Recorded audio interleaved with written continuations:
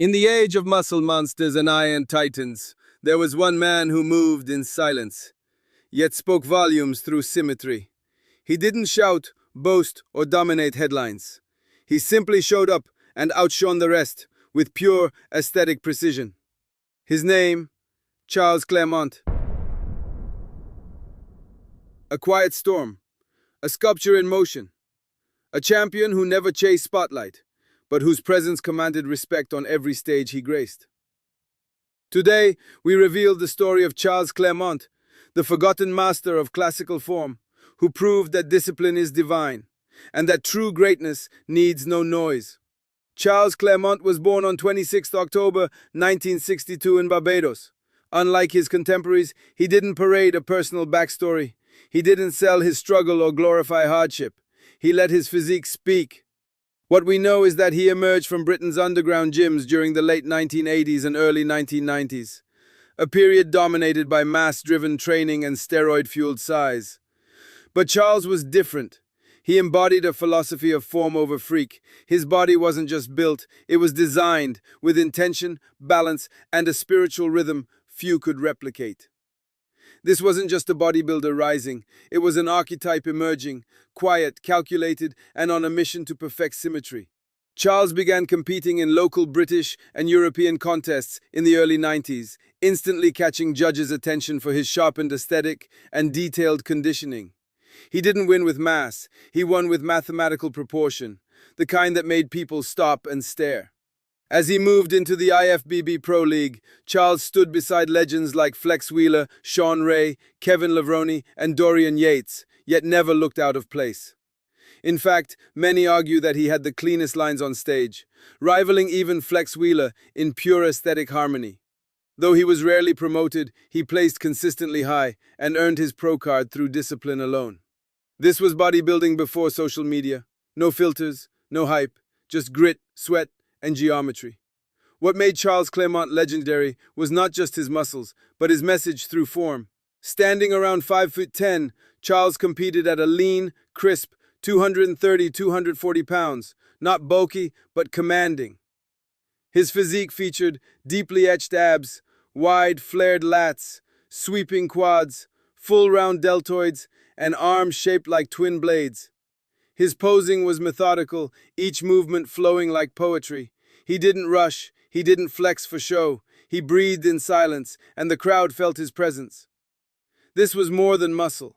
This was body architecture, forged by mental stillness and repetition. Charles Claremont became the visual definition of the ideal male form, not extreme but eternal. Charles trained with purposeful intensity, avoiding ego lifts and exaggerated bulk routines. His focus, volume, tension, and control. His sessions were long, high rep, and blood pumping.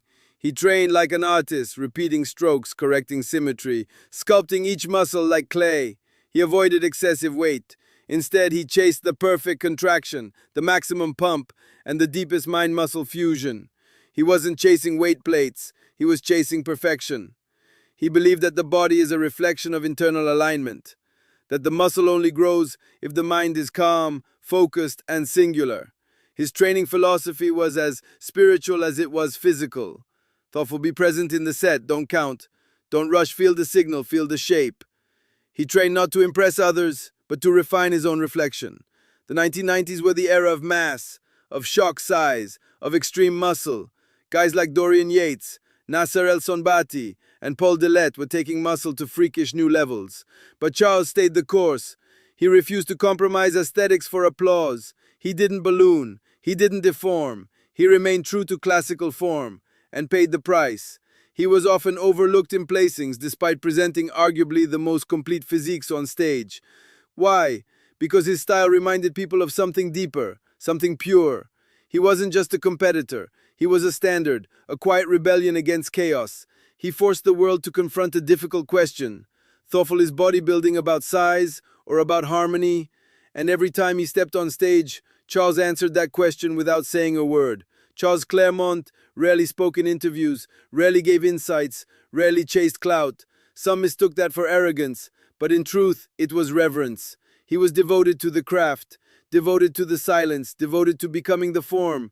His life wasn't a performance, it was a discipline. He believed that power lies in restraint, and that those who truly master themselves need no validation. He wasn't chasing likes or followers. He was chasing his own God-given potential, quietly, daily, relentlessly. He taught us that some of the greatest builders don't use noise, they use stillness, and in that stillness their work speaks volumes. Though Charles never won a Mr. Olympia, his physique inspired a cult following of aesthetes, artists, and old-school purists. He became a reference point for form, even decades after he left the stage. On forums, blogs, and YouTube tributes, his name is spoken with reverence, not hype. He inspired modern classic physique competitors like Chris Bumstead and Terence Ruffin, proving that timeless form never dies. Clairmonte's impact wasn't loud, it was long-lasting. Because when you chase form over fame, you transcend trends. So what can we learn from Charles Claremont? That excellence doesn't require noise. That symmetry is spiritual. That discipline is a higher form of expression. He showed us that you don't need to be the loudest, biggest, or most famous to be legendary. You just need to be intentional. His life reminds us that there is power in form, beauty in balance, and mastery in stillness. Charles Claremont wasn't just a bodybuilder. He was an aesthetic monk, a silent architect, a living reminder that what's built in silence often echoes the loudest. As we close, remember this. In a world of noise, stillness becomes sacred. In a world of hype, form becomes holy. And in a world of shortcuts, discipline becomes divine.